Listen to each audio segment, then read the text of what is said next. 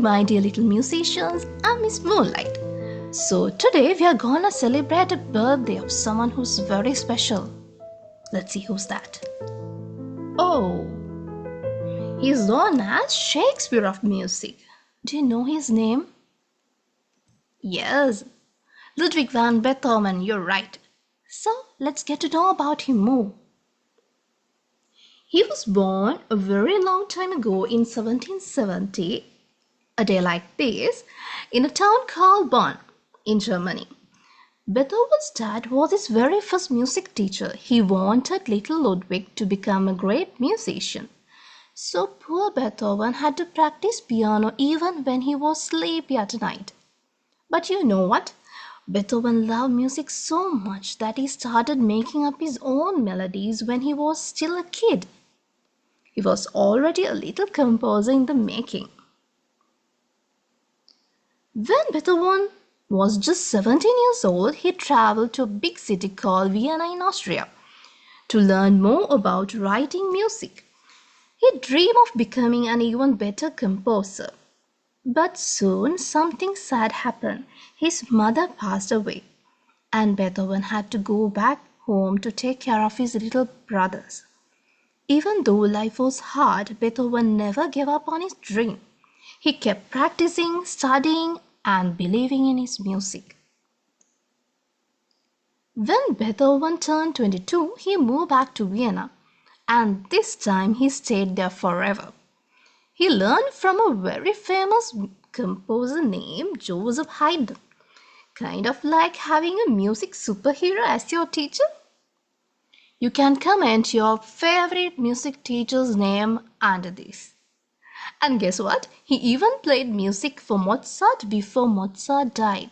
Can you imagine that? Two music legends together in one room?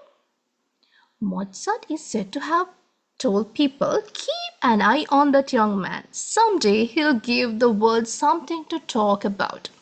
That's true. As Beethoven grew older, something very difficult happened. He started to hear buzzing sound in his ears, bzzz, like that.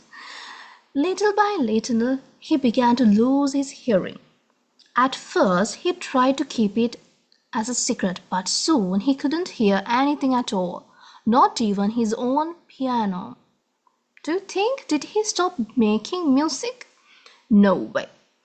Beethoven kept writing beautiful music even when he was completely deaf.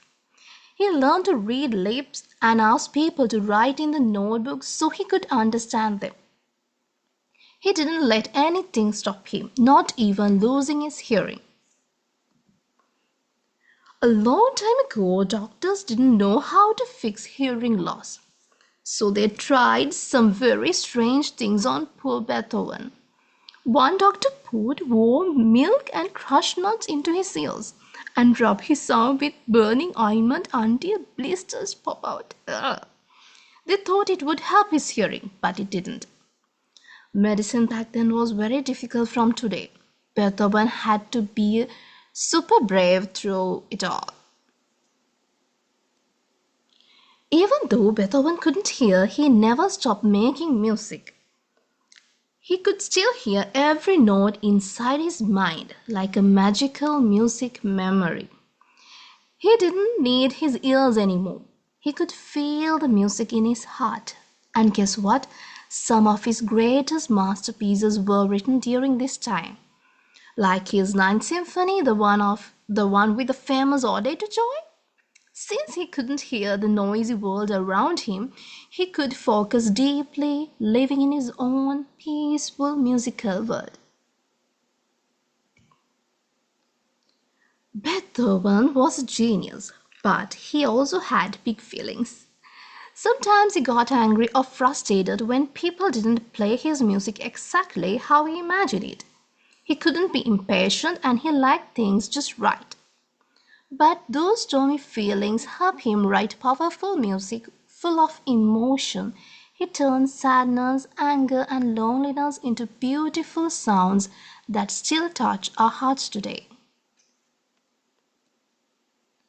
Beethoven wrote so much amazing music. Let's explore a few of his famous pieces. Here you go. So here are some of his piano music. Moonlight Sonata, very calm. Sonata pathetic, full of emotion. Furlies, one of the most popular tunes. And one and only opera, Fidelio. Then he wrote 9 symphonies. Third one is Eroica, 6-1 Pastoral, 9-1 is So Special, Choral.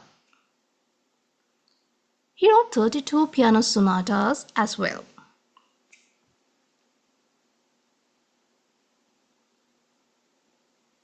Beethoven lived in Vienna until the year 1827. On the day he died, a great snowstorm rolled through the city with thunder crashing in the sky.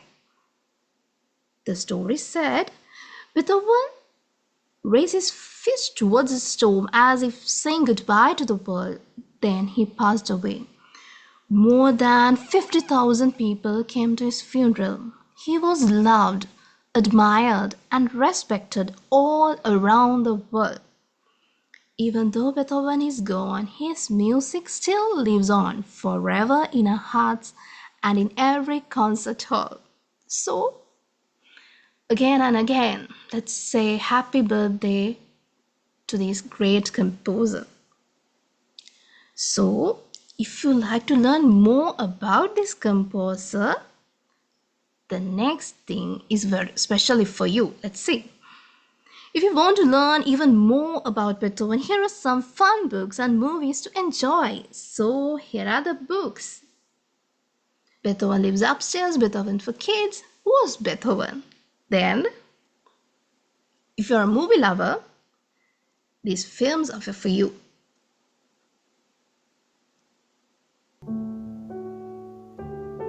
So, my shining stars, what an amazing journey we've had. We discovered how Beethoven turned his struggles into strength and his feelings into timeless music.